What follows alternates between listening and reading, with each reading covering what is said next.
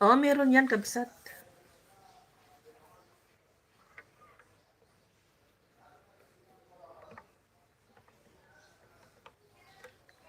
K9, nice visitors in my life. Thank you.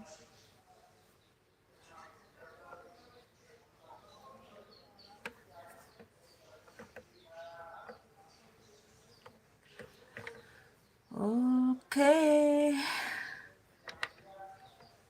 Kain-kain na kayo dyan sa mga morning time, breakfast time, lunch time.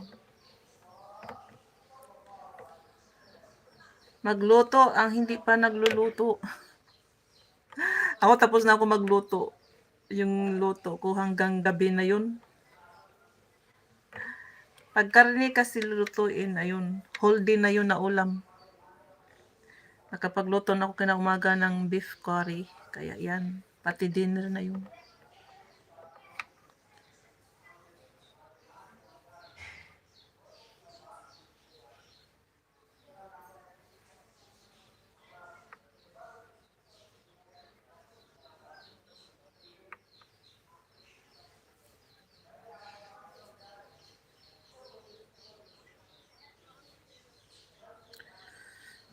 Kagabi lang may napanood ako. Daming pumasok doon sa panghuli ng daga nila.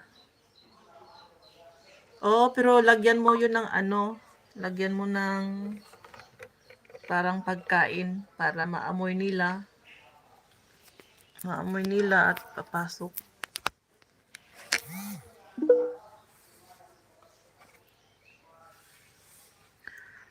All right, 6 minutes more. Going to end my life.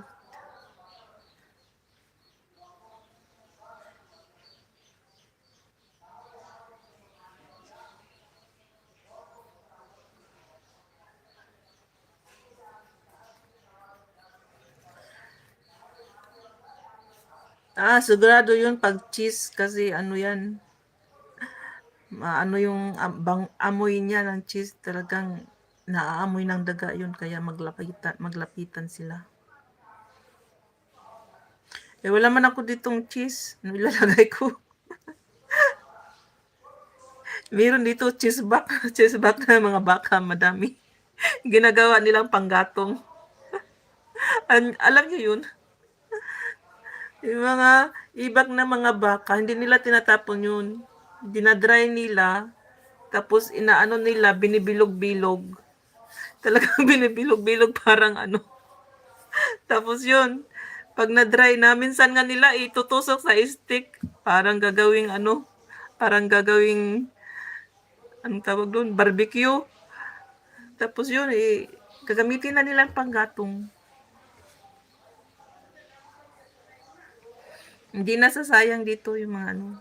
Tsaka hindi sila nahihirapan maghanap ng panggatong. Kasi pag may alaga kayong baka, ganun. May sarili ka ng panggatong.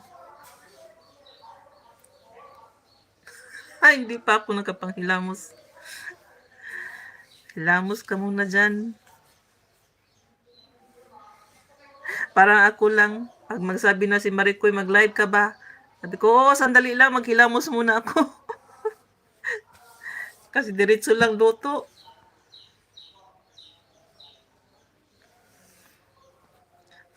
Huwag ka na daw maghilamos, Scott, hindi na halata. Wala namang makakaalam. Hilamos ka ba o hindi?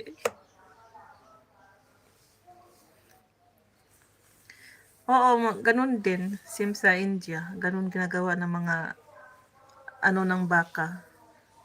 Yung mga cow manure, ginagawang panggatong.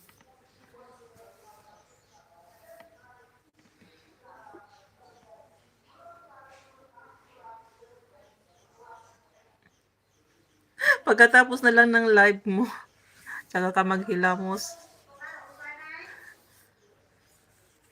Mababasa mukha mo ng katya.